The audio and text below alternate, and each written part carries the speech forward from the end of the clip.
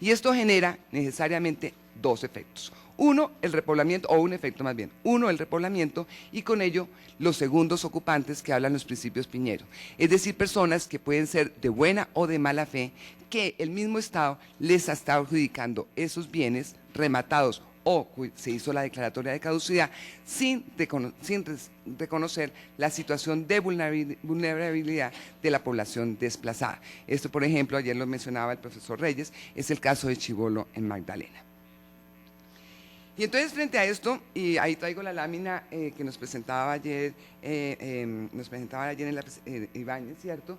Y es que, y además yo diría que esto ya, afortunadamente la misma Corte ha llevado a eso, es que el despojo, el destierro, el desplazamiento, no lo podemos ver única y exclusivamente frente a actores ilegales, llamemos narcotraficantes, llamemos bandas emergentes, o actores ilegales armados, llamemos paramilitares, llamamos guerrillas, sino que, como lo ha señalado la Corte, también tiene que ver con actores legales, armados legales, ¿sí? Y con todas las múltiples combinaciones y alianzas que se dan entre ellos, causa principal del despojo.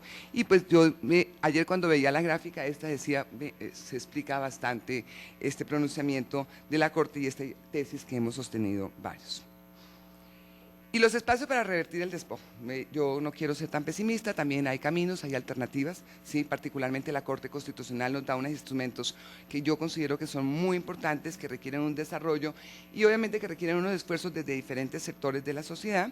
Uno, por supuesto, la sentencia T25, en que la Corte declara el desplazamiento como un estado de cosas no constitucional, donde se inicia por primera vez el reconocimiento de que la población desplazada es víctima de un delito y por lo tanto tiene derecho a la reparación. Antes de la sentencia de la Corte Constitucional, eso no lo teníamos claro en Colombia. Luego tenemos la sentencia T821 del 2007. En esa sentencia se reconoce adicionalmente que la población desplazada puede estar en dos situaciones, las que nos comentaba ayer la Comisión de Seguimiento, que abandonó bienes, ¿sí? 55, bueno, 90 y pico por ciento y 55, 50% para arriba, bienes inmuebles, sí, de la que no abandonó bienes. Y dice la Corte que en aras de garantizar, primero, el derecho a la propiedad y posesiones de esa población que abandonó esos bienes, sobre bienes muebles, inmuebles, rurales, urbanos, etcétera, ¿cierto? Y en aras de garantizar, por supuesto, los derechos a la reparación, se debe restituir esos bienes y para lo cual se debe adoptar una política específica y diferencial que tenga en cuenta esta condición. Adicionalmente, la T821 le insta o exhorta a la Comisión Nacional de Reparación y Reconciliación para que haga la tarea que se le encomendó, ya va a ser 4 años cuando se expidió la ley 975 y aún no ha hecho, que es la de formular un programa de restitución de bienes. Programa de restitución de bienes que por supuesto tiene unos alcances residuales como la tiene la ley 975, es decir, solamente se aplica a los victimarios que se les cumplan los requisitos de la ley 975 y a las víctimas de la ley 975. Y esto es muy importante.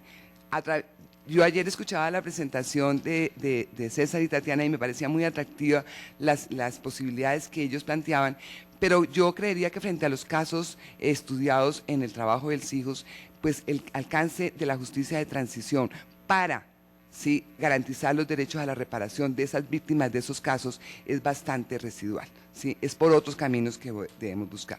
Y por último está el auto 08, recientemente expedido por la Corte, donde no cita la sentencia T821, pero donde la Corte ordena formular una política de tierras, y esa política de tierra la señala que tiene que darse desde dos aspectos. Uno, concretamente en materia de restitución, es decir, derecho a la reparación integral, y otro desde la perspectiva de la estabilización socioeconómica de la población desplazada.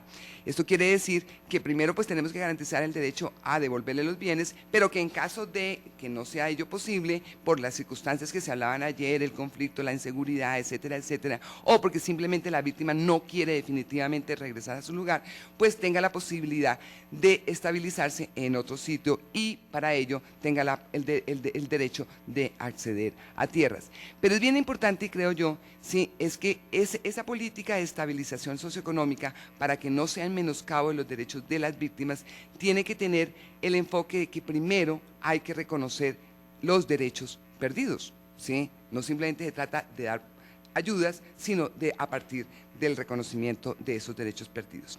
Y adicionalmente, pues el auto 08 que ordena la política de tierra, pues tenemos que verlo en función de otros autos también expedidos por la Corte Constitucional, particularmente el auto 092 del 2008, el auto 092, que es el que establece los derechos de las mujeres, la especial situación de vulnerabilidad de las mujeres, que se acentúa además todos estos temas de propiedad y posesiones y reparación, porque la dinámica normal, y ayer lo planteaba el profesor Uprime, es que las mujeres no adquieren los bienes, o si los adquieren en aquellos casos de titulación conjunta, quien lleva las riendas de la casa y sabe cuál es el predio, la escritura, las negociaciones que se hacen, etcétera, etcétera, son los varones, y por lo tanto, frente al asesinato de ellos o la desaparición de ellos, las mujeres son mucho más débiles para exigir la recuperación de las tierras. Igualmente tenemos que verlo con el enfoque diferencial de los grupos étnicos, particularmente pues de los pueblos indígenas.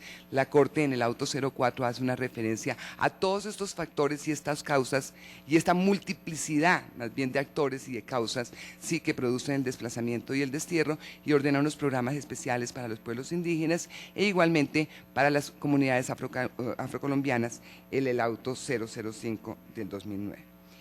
Y yo me atrevería aquí a lanzar algunas, no sé si conclusiones o algunas ideas finales, y es que yo creería que la sociedad colombiana, y después de lo que vimos ayer, de que la tierra siempre ha estado en el conflicto como causa, como efecto, como factor determinante, etcétera, etcétera, yo creo que los colombianos tenemos que trabajar en buscar la manera de revertir el destierro y reparar a las víctimas, pero en garantías de no repetición.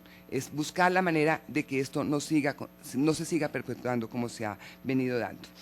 Y eso parte de la dignificación de las víctimas. Y la dignificación de las víctimas para mí tiene que ver con el reconocimiento de los derechos que tenían antes de ser desplazados. Yo me voy a permitir contar una anécdota que me parece muy gráfica, que en un taller que hice con algunas mujeres, estaba una mujer desplazada de Soacha, y estaban todas las demás señoras allí presentes contando el viacrucis a que son sometidas con las políticas del Estado para acceder a salud, educación para sus hijos, etc. Y ella decía que no, que ella sí tenía que decir que a ella le iba muy bien, que ella le iba muy bien porque ella tenía sus 2 hijos estudiando y tenía un proyecto de generación de ingresos muy interesante y demás, pero que es que ella tenía un método para llegar a las entidades, que ella no llegaba a pedirles favores, que ella llegaba con sus 3 escrituras, tenía 2 fincas que había abandonado y un local que había abandonado. Y ella llegaba a las entidades y les sacaba y les ponía las escrituras sobre el escritorio. Y entonces cuando los señores empezaban a ponerle trabas, los señores de las entidades públicas, ella le decía, bueno, entonces hagamos una cosa, restitúyame mis bienes o indemníceme por mis bienes. Si no, pues entonces deme lo que le estoy pidiendo. Entonces creo que es un ejemplo bastante interesante de este tema.